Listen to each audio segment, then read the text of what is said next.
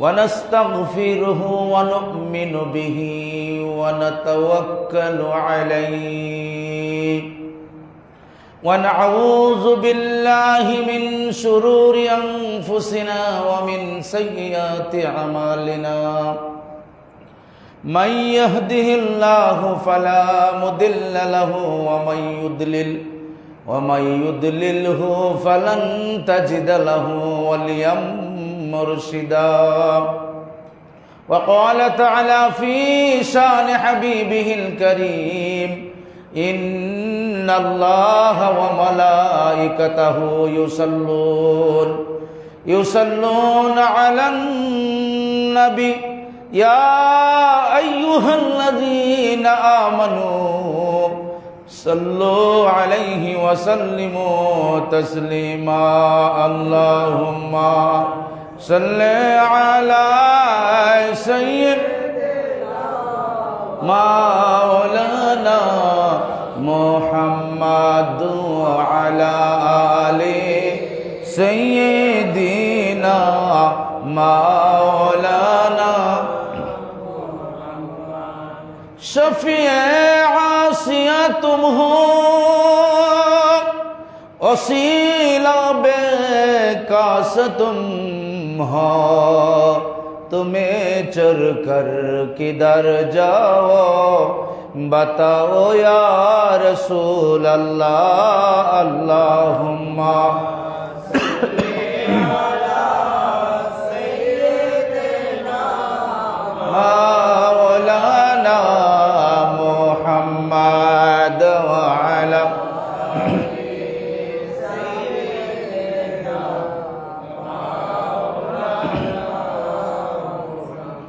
आदम आलम का हता जब का चमकाया तेरा नूर आदम आलम का हता जब का चमकाया तेरा नूर मुब्तदाओ मुंतहाओ या हबीबी या शफीई अल्लाहुम्मा सल्ली अला सय्यिदिना मौलाना मुहम्मद अला आले सय्यिदिना मौलाना सुबहानल्लाह वल्हम्दुलिल्लाह ला इलाहा इल्लल्लाह ला इलाहा इल्लल्लाह ला इलाहा इल्लल्लाह हस्बी रब्बी जल्लल्लाह मा फी क़ल्बी गैरुल्लाह नूर मुहम्मद सल्लल्लाहु ला इलाहा इल्लल्लाह सुबहानल्लाह वल्हम्दुलिल्लाह ला इलाहा इल्लल्लाह मुहम्मदुर रसूलुल्लाह कुर्रतु आइनि बिका या रसूलल्लाह सल्लल्लाहु अलैहि वसल्लम। सम्मानित मुसल्लियान इकराम, দয়াময় আল্লাহ সুবহানাহু ওয়া তাআলার অসংখ্য অগণিত শুকরিয়া জ্ঞাপন করছি যে রাব্বে কারীম কুদরতে জালাল আম্মা নওয়ালুহু জাল্লা জালালুহু, যিনি একক লা শারিক, যার রুবুবিয়তের মাঝে অন্য কাহারও অংশীদারিত্ব নেই, সে রাব্বুল আলামিন আহকামুল হাকিমিনের আলিশান দরবারে আমরা শুকরিয়া তান আদায় করছি। আমরা বলি আলহামদুলিল্লাহ। সালাত এবং সালাম প্রেরণ করছি রাহমাতাল লিল আলামিন প্রাণাধিক প্রিয় নবী সাল্লাল্লাহু আলাইহি সাল্লাম, যিনি সমস্ত নবীগণের নবী, যিনি সমস্ত জ্ঞানের মূল, হায়াতের মূল, যিনি আল্লাহ পাকের সংযোগের মূল, বন্ধনের মূল, সেই রাহমাতাল লিল আলামিনের দরবারে আজম শরীফে আমরা অসংখ্য গণিত সালাত এবং সালাম প্রেরণ করছি। দয়াময় আল্লাহ তাআলা যেন আমাদের পক্ষ থেকে নাম ধরে ধরে কবুল আর মঞ্জুর করে নেন, আমরা বলি আল্লাহুম্মা আমিন। বন্ধুরা আমার, আল্লাহ সুবহানাহু ওয়া তাআলা যুগে যুগে অসংখ্য নবী রাসূল প্রেরণ করেছেন একমাত্র আমাদেরকে নাজাত দেওয়ার জন্য, মুক্তি দেওয়ার জন্য, ঠিক না? আল্লাহ রাব্বুল আলামিন তিনি বলেন যে আমার গোলামেরা, আমার বান্দারা, তোমরা যখন আমার দিকে এক বিগত পর্যন্ত হাঁটার চেষ্টা করো, আসার চেষ্টা করো, আমি রাব্বে কারিম দৌড়ে দৌড়ে তোমার দিকে যাই। বলেন সুবহানাল্লাহ। তো দৌড়ে দৌড়ে যাই, আল্লাহ হাইটা যায় না, আল্লাহর রহমত আমাদেরকে পরিবেষ্টন করে। বলেন সুবহানাল্লাহ। এই জন্য কোরআনে পাকের দুইটি ব্যাখ্যা, একটা হাকিকি, একটা মাজাজি। হাকিকি মানে মূল ব্যাখ্যা, আর মাজাজি মানে রূপক ব্যাখ্যা। যেমন মাজাজি অর্থে আমার আব্দুল মান্নান ভাই এই বাড়ির মালিক, কিন্তু হাকিকি অর্থে কি আপনি আসলেই এই বাড়ির মালিক না। রূপক অর্থে মালিক মাজাজি, আর হাকিকি মালিক সবকিছু, আপনি আমার সবকিছুর মালিক হচ্ছে একমাত্র আল্লাহ। বলেন সুবহানাল্লাহ।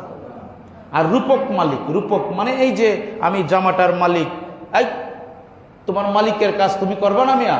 তো যারা রুজের কাজ করে বা যারা শ্রমিক তারা বলে আমার মালিকের কাজ, এই কথা বলে না? কিন্তু এটা বলা যাবে, এটা হলো রূপক মালিক, নকল মালিক যাকে বলে আর কি। এই মালিকানার কোনো স্থায়িত্ব নাই, আছে কি? আল্লাহ বলেন আমার যে মালিকানা, সব কিছুর মালিকানা আমার কাছে, আমি কবজা করব সবাইকে। আমার জ্ঞানের বাহিরে, আমার পৃথিবীর বাহিরে আমার কোনো অবস্থাতেই তুমি আমাকে পরিবেষ্টন করবা দূরের কথা, আমার মানে আইনের বাহিরে তুমি এক কদম দিলেই তুমি নাস্তানুবাদ হয়ে যাবে। সে রাব্বে কারিম জুম্মার নামাজের কথা বলেছেন। আমার গোলামেরা যখন আজান হবে, তোমরা যখন জুম্মার নামাজে আসবে, বন্ধু জানিয়ে দাও যে আসবে তার নামায় আমলের মাঝে একটা উট কুরবানির সওয়াব হবে। সুবহানাল্লাহ। কই আমরা তো এই জন্য প্রতিযোগিতা করি না। সাহাবা کرام রাহমাতুল লিল আলামিন প্রিয় নবী যখন তুতু মোবারক ফেলতেন, সাহাবা کرام বোঝা যাইতো যে যুদ্ধ শুরু করবে, কার আগে কে নবীর তুতু মোবারক হাতে নেবে, মুখে লাগাবে, মালিশ করবে। বলেন সুবহানাল্লাহ। নখ মোবারক, চুল মোবারক, প্রিয় নবীকে যদি বলেন প্রিয় নবীর দাঁত, আর যদি সজ্ঞানে বলেন, বুজ্জা বলেন, তাহলে আপনার ইমানই থাকবে না। প্রিয় নবীর প্রত্যেক কিছু হবে মোবারক, রহমত। বলেন সুবহানাল্লাহ। দলিল কোরআনে আল্লাহ বলছে আমি আপনাকে রহমাতুল লিল আলামিন পাঠাইছি। তো রহমাতুল লিল আলামিন পাঠাইছে কোনটা? হাত মুবারক, নাক মুবারক, না সবকিছু? হ্যাঁ, কোরআনে দলিল আছে। আমরা যে মোবারক বলি কোরআনে দলিল। আমি আপনাকে রহমাতুল লিল আলামিন করে পাঠাইছি। এখন কোন জিনিস পাঠাইছে? সবটাই তো নাকি? এই জন্য আমরা ভুল করে থাকি, আপনারা করেন, আমরা শুনি কই নবীর নাকি যৌবনকাল, নবী নাকি শিশুকাল, বৃদ্ধকাল। বড় বড় করে নাউজুবিল্লাহ। প্রিয় নবী কোনো শিশুকালের মহতাজ না, প্রিয় নবী যৌবনকালের মহতাজ না, বৃদ্ধকালের মহতাজ না। প্রিয় নবীর জন্য শিশুকাল নাই, বৃদ্ধকাল নাই, যৌবনকাল নাই, রাত নাই, দিন নাই, বছর নাই। প্রিয় নবী জামানার ঊর্ধ্বে, কালের ঊর্ধ্বে। বলেন সুবহানাল্লাহ। প্রিয় নবীর মহতাজ সময়, প্রিয় নবীর মহতাজ সূর্য, প্রিয় নবীর মহতাজ সবকিছু, আমি আপনি। প্রিয় নবীর মহতাজ টাইম, যৌবন প্রিয় নবীর মহতাজ। সুবহানাল্লাহ বলে। তো আপনারা গুনাহগার কেন হন প্রিয় নবীর যৌবনকাল বলে? আস্তাগফিরুল্লাহ বলেন। আরে যৌবনকাল তো তার হয় যার ক্ষয় আছে, লয় আছে। প্রিয় নবীর কোনো ক্ষয় লয় আছে নাকি? নূরের কোনো ক্ষয় লয় আছে নাকি? নূর তো নূরেই। সুবহানাল্লাহ বলেন না? কাদ জাআকুম মিনাল্লাহি নূর, আমার পক্ষ থেকে নূর আসছে। যে নূরের কোনো লয় আছে? নূরের কোনো শিশু আছে? নূরের কোনো যৌবনকাল আছে? নূরের কোনো বৃদ্ধকাল আছে? এটা একটা বাহ্যিক স্ট্রাকচার মানুষকে দেখানোর জন্য, কিন্তু হাকিকতে যদি বিশ্বাস করেন কাফের হয়ে যাবেন। কারণ প্রিয় নবী যৌবনের কোনো মুহতাজ না। মুহতাজ কি ছিল? তো বুঝেন না? কিতাবে লেখছে শরীয়তের দৃষ্টিতে প্রিয় নবী যদি একদিন কোনো আম্মাজানের সাথে থাকছে, জীবনে ওনার আর প্রয়োজন হয়েছে না স্বামীর। বলেন সুবহানাল্লাহ। এগুলি বুঝেন আপনারা? নূর কি জিনিস? মানে শরীরের যে মানে কি বলে এটা, শরীরের যে সেল কোষ আছে সবগুলো ঠান্ডা হয়ে যেত, জীবনে আর কাহারও প্রয়োজন লাগে নাই। এই জন্য প্রিয় নবীর স্ত্রীগণকে অন্য পুরুষ বিয়া করা হারাম। সুবহানাল্লাহ। কইটা তো জানেন না আপনারা। কেন হারাম? আপনি আমার স্ত্রী বিয়া করা জায়েজ, মরে গেলে গা। তো প্রিয় নবীর জায়েজ নাম মাজান কেন না? আল্লাহ কোরআনও বলে দিছে জায়েজ নাম, কেন না এটা তো বুঝেন না। খালি প্রিয় নবীর বিরুদ্ধে কথা। খালি প্রিয়নবীর কেমনে বিরুদ্ধে বলতে পারলে আরাম লাগে, ঠিক না? এই শয়তানগুলি সমস্যা সৃষ্টি করছে। আমার একজন বলতেছে যে আলেমরা এক আলেমে আরেক আলেম ঝগড়া লাগা কিয়ামতের আলামত। আমি বললাম ভাই আপনি বলছেন কিয়ামতের আলামত, কিন্তু যে আলেমটা আমার প্রিয়নবীর শানে বেয়াদবি করতেছে, প্রিয়নবীর শানে এমন শব্দ, এমন ভাষা, এমন সেন্টেন্স, এমন লাফজ ইউজ করতেছে যেটা কোনো মুমিন করতে পারে না, এমনকি কোনো কাফের মুশরিকও প্রিয়নবীর শানে এত নোংরা বাক্য ব্যবহার করে নাই, তাহলে আমরা মৌলানা হয়ে আলিম হয়ে আমরা কেমনে চুপ থাকি? সুবহানাল্লাহ বলবেন না?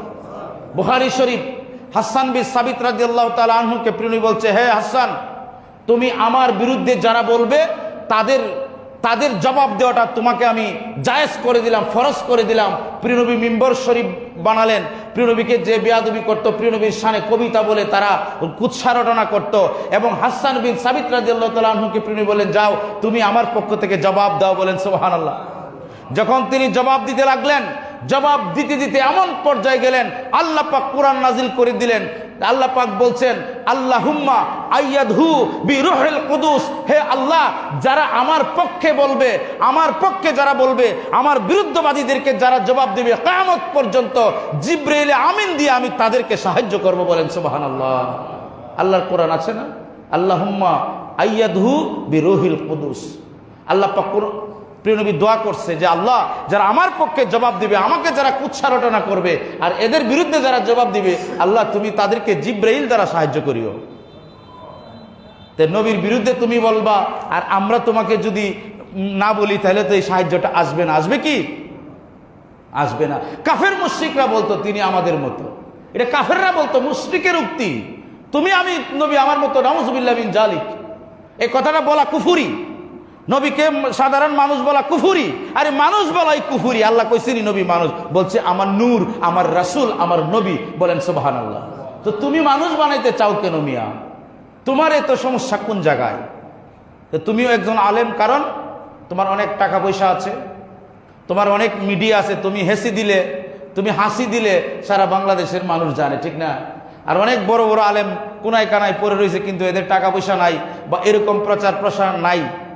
আর তুমি তো একটা হাদিসও বলো না, আয়াতও বলো না, কিন্তু প্রিয় নবীর বিরুদ্ধে এই ইহুদি গোষ্ঠীরা লেগে গেছে। এখন ইহুদির থেকে কিন্তু এই মোল্লাটি আরো খারাপ। কোন মোল্লা? যারা নবীরে বলে যে প্রিয় নবী নাকি 40 বছরের আগে প্রিয় নবীর জীবনী অনুসরণ করা ঠিক না। বলেন নাউজুবিল্লাহ। আল্লাহর কোরআন আসেন সূরা সফের 61 নং সূরা 6 নম্বর সূরা থেকে আল্লাহ রাব্বুল আলামিন বলা শুরু করলেন যে ওয়াইজ ক্বালা ঈসা ইবনে মারইয়াম, আমার বন্ধু আপনি স্মরণ করুন যখন ঈসা ইবনে মারইয়াম কি বলছিল, ইয়া বানি ইসরাইল ইন্নী রাসূলুল্লাহি ইলাইকুম, যখন তিনি বলেছিলেন যে হে বনি ইসরাইল, আমি তোমাদের সকলের জন্য একজন রাসূল হিসেবে প্রেরিত হয়েছি। বলেন সুবহানাল্লাহ। আমি তোমাদের জন্য কি আসলাম? রাসূল হিসেবে আসলাম। ইন্নী রাসূলুল্লাহ, নিশ্চয়ই আমি আল্লাহ রাসূল, ইলাইকুম জামিয়া, তোমাদের সকলের জন্য আমি একজন রাসূল আসলাম। আমার কাজটা কি? আমার কাজটা কি হবে? আমার কাজটা মানে তোমরা আমাকে কিভাবে মানবে? আমি একজন আল্লাহ রাসূল। তখন ওনার শাগরেদরা, ওনার হাওয়ারিন, প্রিয় নবীর উম্মতদেরকে কি বলে? আমাদেরকে কি বলে? উম্মতে মুহাম্মদী সাল্লাল্লাহু আলাইহি ওয়াসাল্লাম, ঠিক না? এবং প্রিয় নবীর সাহাবীদেরকে, সঙ্গীদেরকে সাহাবী বলে। তো হযরত ঈসা আলাইহিস সালামের সঙ্গীদেরকে বলা হইতো হাওয়ারিন। কি বলা হইতো? হাওয়ারিন। হাওয়ারিন মানে সাথী বা সঙ্গী। ওনার সাথীরা, সঙ্গীরা বলছিলেন যে আপনি যে আমাদেরকে আল্লাহর কথা বলছেন, আপনি আল্লাহ রাসূল, আপনার পরে কি আর কোন রাসূল আসবে? সুবহানাল্লাহ বলবেন না? পবিত্র কোরআন সাক্ষী, তিনি বলেন যে আসবে। যে কি? যে মিম বাদি ইসমুহু আহমদ, যে আমার পরে যে একজন রাসূল আসবেন, আমার পরে যে ওয়া মুবাশশিরাম রাসূল আসবেন, যে রাসূলের সুসংবাদ দিলেন, এমন একজন মহান রাসূল আসবেন। ওয়া মুবাশশিরাম বিরাসূলি ইয়াতি মিন বাদি ইসমুহু আহমদ, আমার পরে একজন রাসূল আসবেন, তার নাম হবে আহমদ সাল্লাল্লাহু আলাইহি ওয়াসাল্লাম। বলেন সুবহানাল্লাহ। পবিত্র কোরআনে আছে যে প্রিয় নবী যে আসবেন, ঈসা নবীর পরে প্রিয় নবীর নাম হবে আহমদ সাল্লাল্লাহু আলাইহি ওয়াসাল্লাম। এখন তো প্রিয় নবী যদি 40 বছর আগে মানে নবী জানতো না, তো কোরআনে কি বলছে এটা? এখন আপনাদেরকে বলি, শোনেন, আপনারা যারা জেনারেল মানুষ সাধারণ এদেরকে পথভ্রষ্ট করতেছে। কেন? এরা তো আর কোরআন পড়তেছে না, এরা তো আর কোরআনটা রিসার্চ করতো না, এরা মোবাইল নিয়ে ব্যস্ত। মোবাইলে মোল্লারা কি বলে, আমরা কি বলি এটা শুনে বিভিন্ন মৌলানা বিভিন্ন কথা বলে এদেরকে দেয় নষ্ট করে। আর বর্তমান মিডিয়াটা কন্ট্রোল করতেছে আপনার বিধর্মীরা, কন্ট্রোল করতেছে ইহুদিরা, খ্রিস্টানরা। আমাদের হাতে কোনো কন্ট্রোলিং নাই।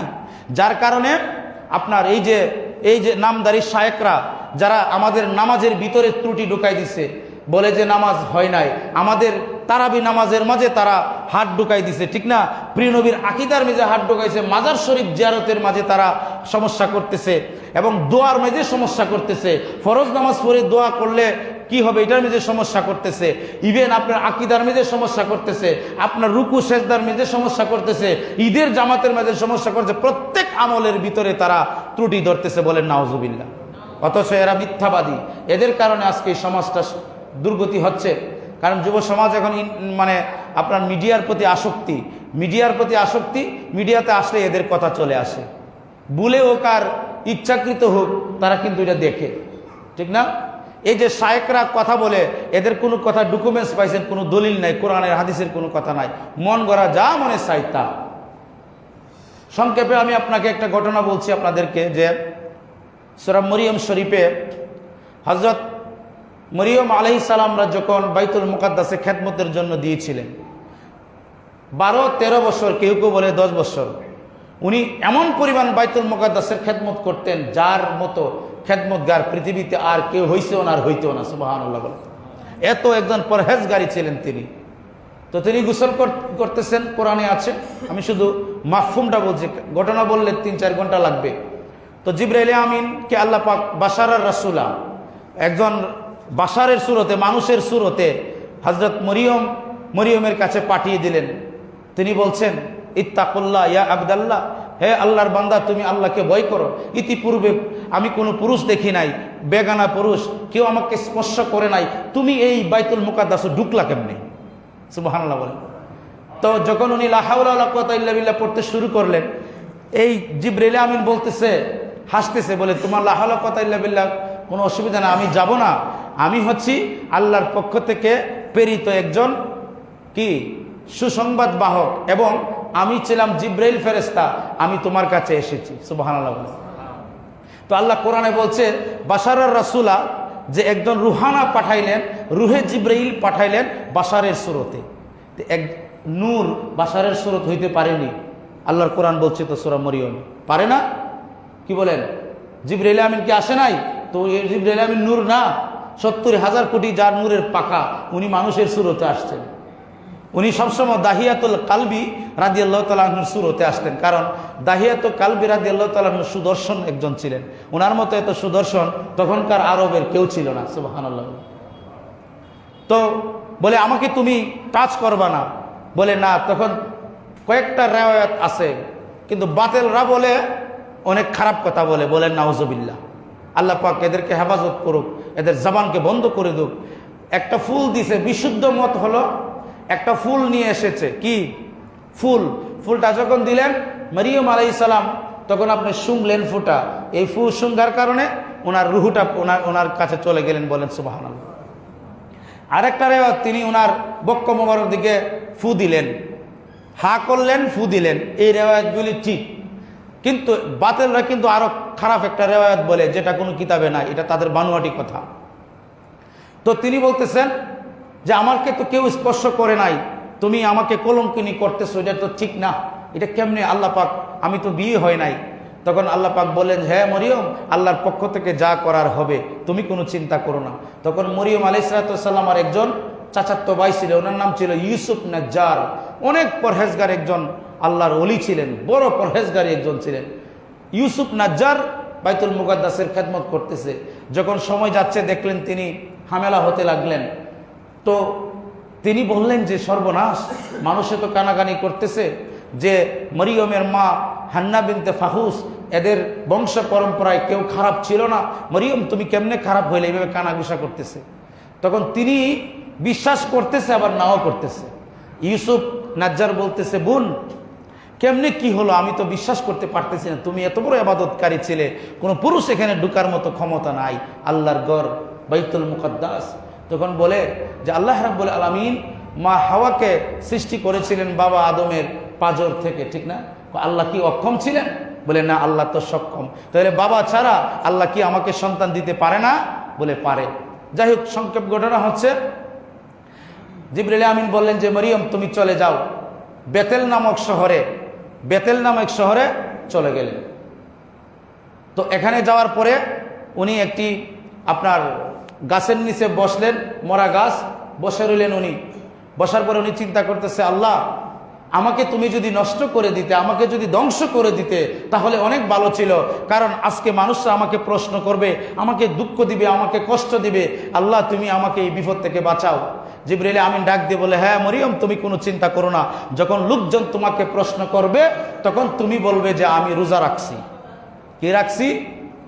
কথার রোজা, যে আমি কথা না বলার জন্য রোজা রাখছি। বলে ঠিক আছে। এখন বলতেছে সন্তান ভূমিষ্ঠ হয়ে যাবে এই সময়, আমার তো পিপাসা ধরছে, পানি পিপাসা, আমি খেতে চাই, আমি খাবো কোথায়? গায়েব থেকে আওয়াজ আসলো, জিবরিল আমিন বলল, হ্যাঁ মারিয়াম খেজুর গাছের ডালে ধরে তুমি নাড়া দাও। যখন নাড়া দিল দেখলে পাকা পাকা খেজুর ওনার মুখে এসে পড়ছে। বলেন সুবহানাল্লাহ। উনি খাইলেন, হযরত ঈসা আলাইহিস সালাম ভূমিষ্ঠ হলেন। তখন যাকে যাকে দলে দলে লোকজন চলে আসলেন, মরিয়ম আলাইহিস সালামকে প্রশ্ন করবে, তুমি সন্তান পেয়েছো কোথায়? তুমি ভালো না, তুমি খারাপ, বিভিন্ন প্রশ্ন করব। তখন আল্লাহ পাক বলছেন, হ্যাঁ মরিয়ম তুমি বলো। জিবরিল আমিনকে বললেন যে আমি কথার রোজা বলেছি, যা বলবে ওই কুলের শিশুর দিকে ইশারা করে দিবা। বলেন সুবহানাল্লাহ। সবাই যখন আসলেন তখন ইলহাম আসলো যে মরিয়ম আলাইহিস সালামের কাছে। জিবরিল আমিন বলল, মরিয়ম তুমি ইশারা করে দাও। আল্লাহ পাক কোরআনে হুবুব তুলে দিলেন মরিয়মের কথাটা। আল্লাহ পাক বললেন যে ফাআশারাত ইলাইহি, হ্যাঁ মরিয়ম তুমি এই সন্তানের দিকে ইশারা করবা। সুবহানাল্লাহ বলেন। ক্বালু কাইফা নুকাল্লিমু মান কানা ফিল মাহদি সাবিয়া, তখন ওই লোকজন বললেন, হ্যাঁ মরিয়ম তুমি কি বলছো? ক্বালু, ওই লোকজন বললেন যে কাইফা কানা, ওই লোক হ্যাঁ কিভাবে কথা বলবো? মান কানা ফিল মাহদি সাবিয়া, এত কুলের শিশু, এই মাত্র ভূমিষ্ঠ হয়েছে, কথা বলবো কেমনে? সুবহানাল্লাহ বলেন। এই সমস্ত মানুষের সামনে যখন এই কথা বললেন তখন কুলের শিশু হযরত ঈসা আলাইহিস সালাম তিনি জবাব দিলেন। তিনি বললেন কি যে এই খবরদার তোমরা শোনো, যে আমার মায়ের ব্যাপারে তোমরা যেই আঙ্গুল তুলে যে কথাটা বলছো, আমার মা নিঃসন্দেহ আল্লাহর একজন কামেল বান্দি, আমি একজন নবী, এতে কোনো সন্দেহ নাই। তখন তিনি বললেন যে ইন্নী আব্দুল্লাহ, নিশ্চয়ই আমি আল্লাহর বান্দা। বলেন সুবহানাল্লাহ। আতানি, আমার কাছে পাঠানো হয় কিতাব। বলেন না সুবহানাল্লাহ। ওয়া জাআলানি নবিয়্যা, এবং আমাকে নবী করা হয়েছে। সুবহানাল্লাহ বলেন। এখন আপনাদের কাছে প্রশ্ন, ঈসা নবীর বয়স ছিল কত বাহ্যিক? একদিন, মানে 1 ঘন্টা। তো 1 ঘন্টা ঈসা নবী তিনি মুখ দিয়া বলতেছে যে আমি হচ্ছি আল্লাহর বান্দা, আতানিয়াল কিতাবা, আমার কাছে আল্লাহ কিতাব দিব, ওয়া জাআলানি নবিয়া, আল্লাহ আমারে নবী করছে।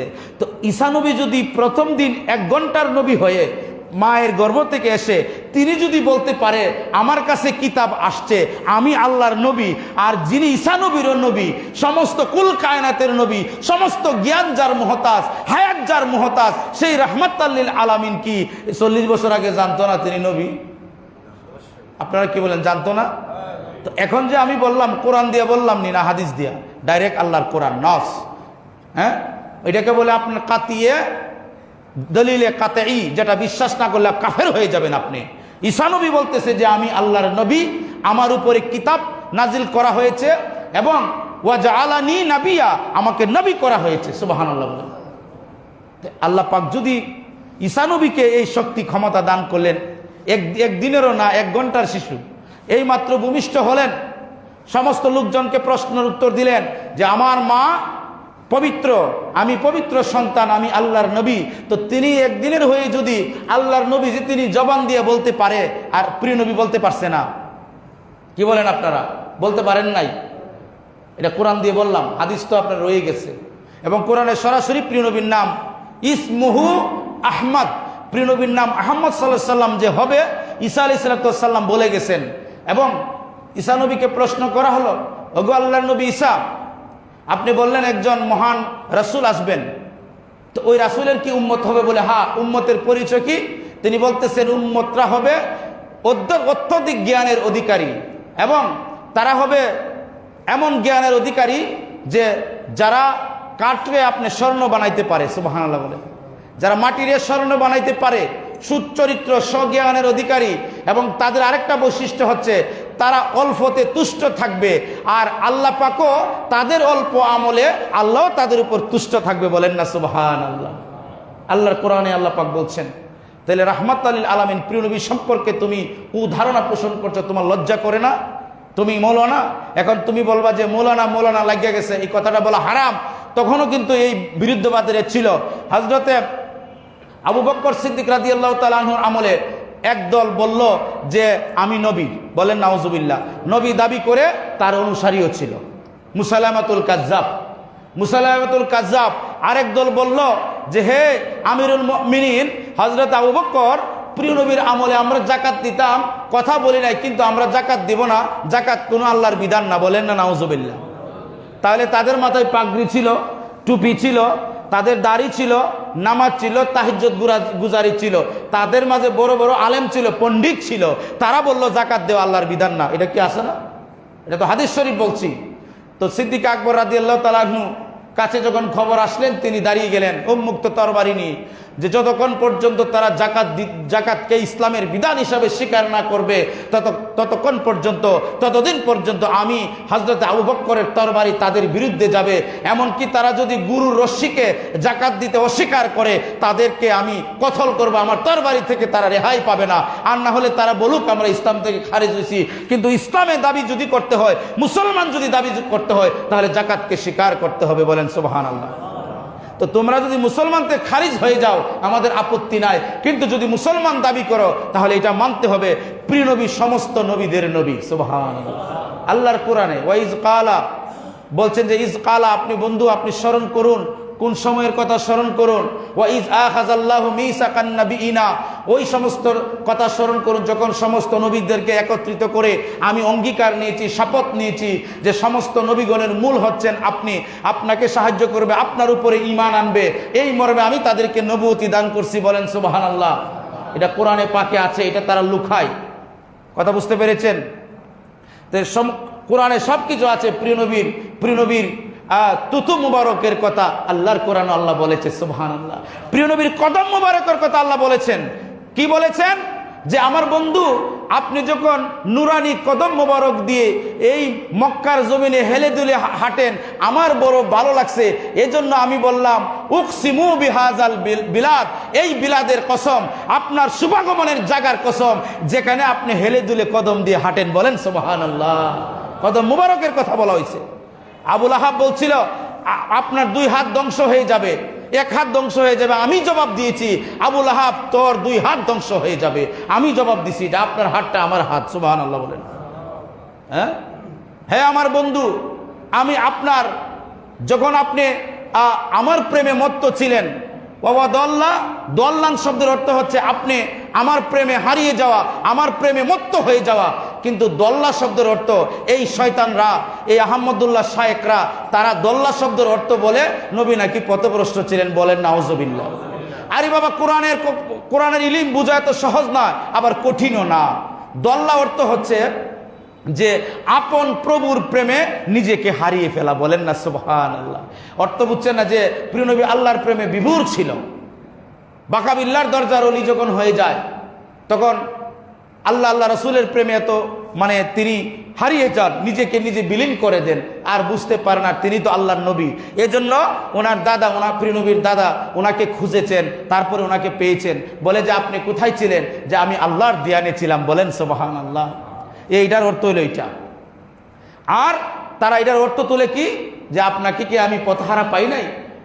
আপনি যে তফসিরে দেখবেন, অধিকাংশ তফসিরে লেখা আছে যে আপনাকে কি আমি পথহারা পাই নাই। নাউজুবিল্লাহ, নবী পথহারা ছিল।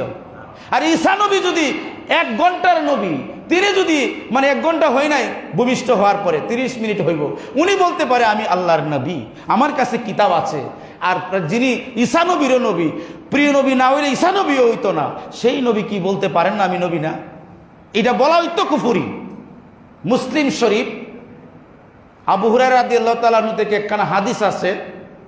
একদিন জিবরাইল আমিনকে প্রিয় নবী রাহমাতুল্লাহ সাল্লাল্লাহু আলাইহি ওয়াসাল্লাম প্রশ্ন করতেন যে ওয়ান আবি হুরায়রা রাদিয়াল্লাহু তাআলা আনহু কালা আন্নাহু আলাইহিস সালাতু ওয়াস সালাম সাআলা জিবরাইলু ইয়া জিবরাইলু কাম উমুরাকা মিনাস সিনিন, হ্যাঁ জিবরাইল তোমার বয়স কত? সুবহানাল্লাহ বলেন না।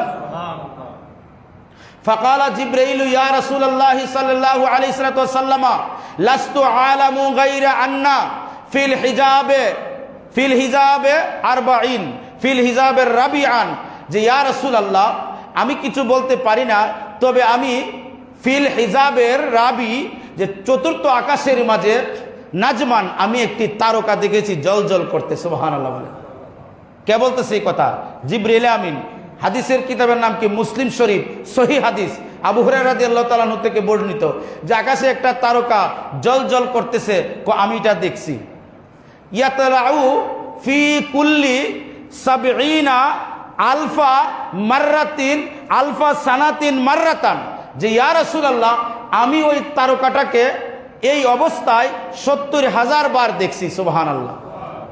কত হাজার বার দেখছে? মানে একবার যখন উঠতো ওই তারকাটা, আবার অস্ত যাইতো, আবার 70,000 পরে আবার উঠতো। তো এইভাবে আমি 70,000 বার আমি দেখছি। হ্যাঁ, রাআইতুহু, তিনি বলতেছেন আমি এই তারকাটাকে দেখেছি, রাআইতুহু আমি দেখেছি ইসনাইনে ওয়া সাবঈনা আলফা মাররাতান, এই অবস্থা আমি 70,000 বার উঠতে উঠতে দেখছি, এবং আমি আমার চোখে 72,000 বার দেখছি। বলেন সুবহানাল্লাহ। কত হাজার বার? 72,000 বার ধরছি। তখন প্রিয় নবী কি বললেন? ফাকাল নবী সাল্লাল্লাহু আলাইহি ওয়াসাল্লাম ইয়া জিবরাইলু ওয়া ইজ্জাতু রাব্বি ওয়া ইজ্জাতু রাব্বি আনা যালিকাল কাওকাব। প্রিয় নবী বলে, আল্লাহর জাতে পাকের কসম করে বলি, হে জিবরাইল, এই তারকাটা ছিলাম আমি নবী। সুবহানাল্লাহ। আর এটা মুসলিম শরীফের হাদিস, সহিহ জলজল হাদিস। এই অন্ধ শায়েকরা এই হাদিসগুলি দেখে না, এরা দিনখানা অন্ধ, এবং তারা বিধর্মীদের, বিশেষ করে ইহুদির ইজমকে প্রচার করার জন্য আমাদের দেশে আসছে। আপনারা জানেন তারা কিন্তু ইহুদিদেরকে ভালো বলেছিল না? কি বলেন? বলেছিল না?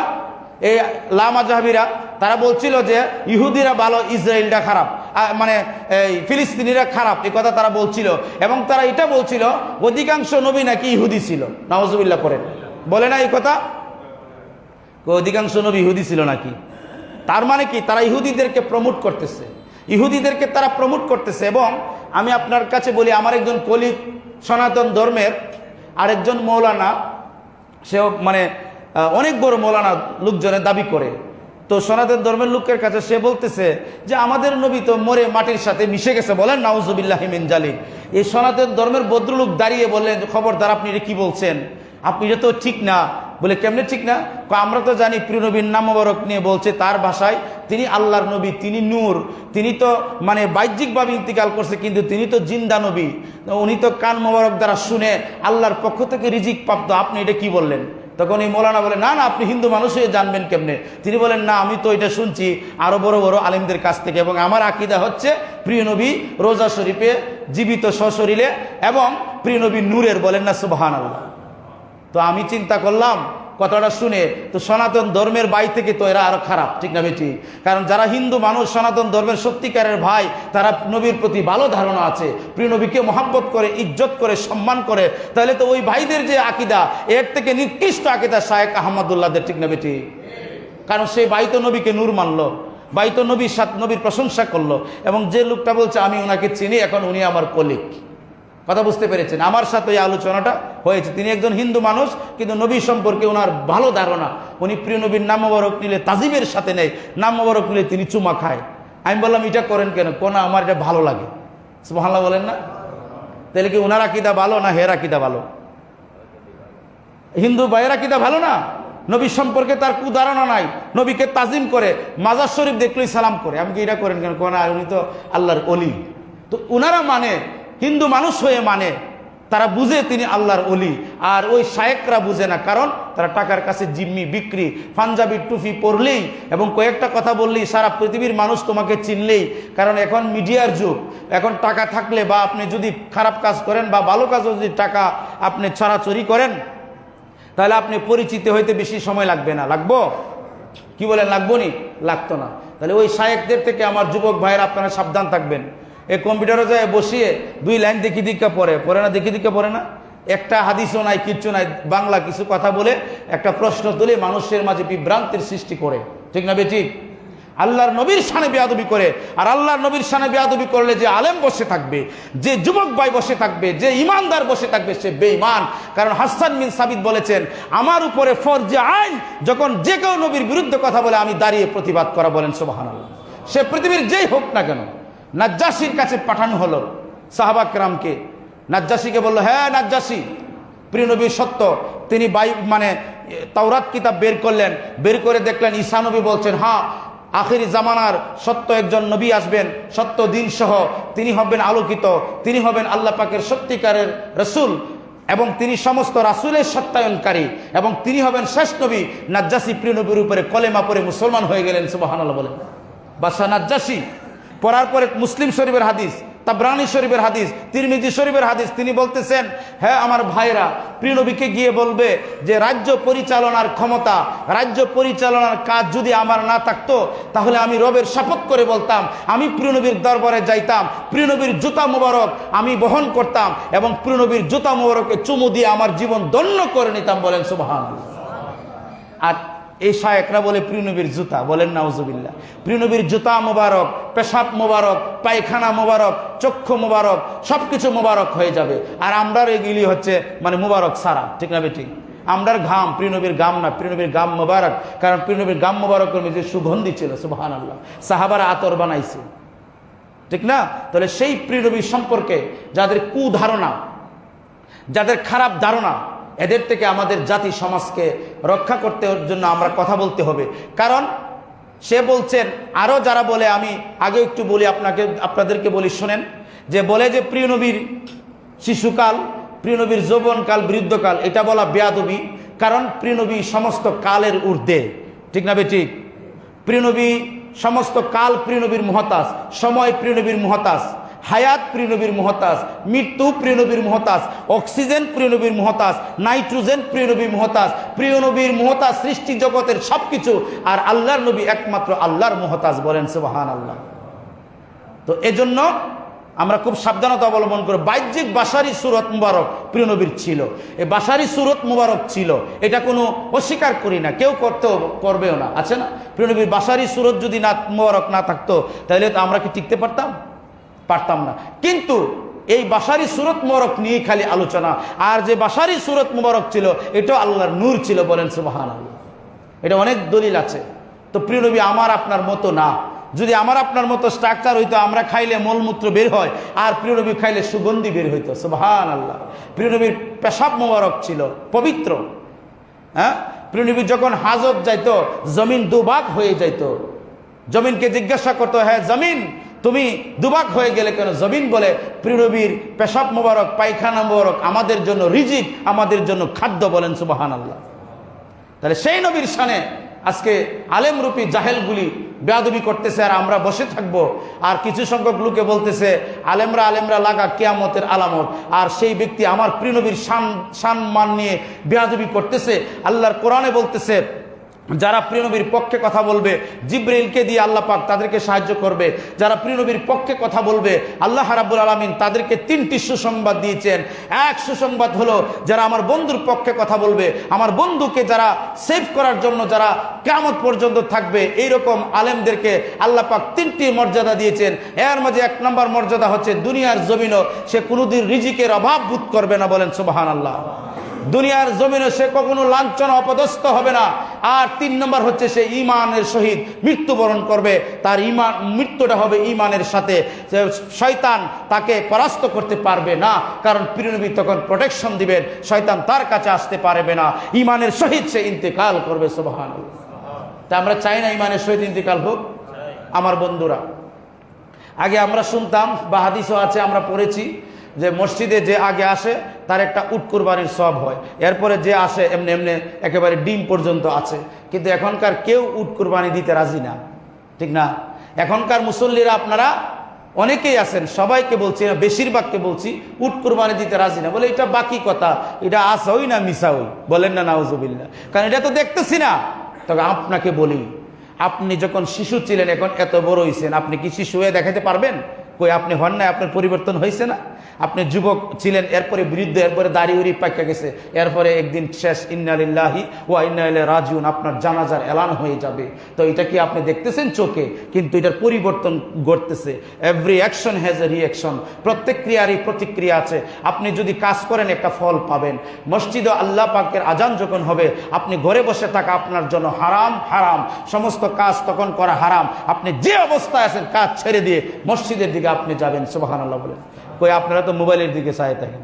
এরপরে গপ্প গুজব দোকানের মেঝে, মুরব্বীরা হইলে অনেকেই আছে, সবাইকে বলছি না যারা করে এটা, আচ্ছা একটু পরে যাই, ইমাম সাহেব শুরু করুক, আরে খুতবা তো 1:30টার সময়, আর পরে যাই না।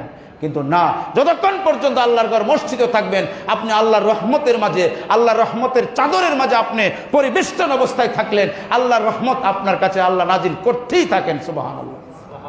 দোকানও হইব, বাড়ি তৈব না, মসজিদ, মসজিদ পবিত্র জায়গা, বাইতুল্লাহ শরীফের অংশ।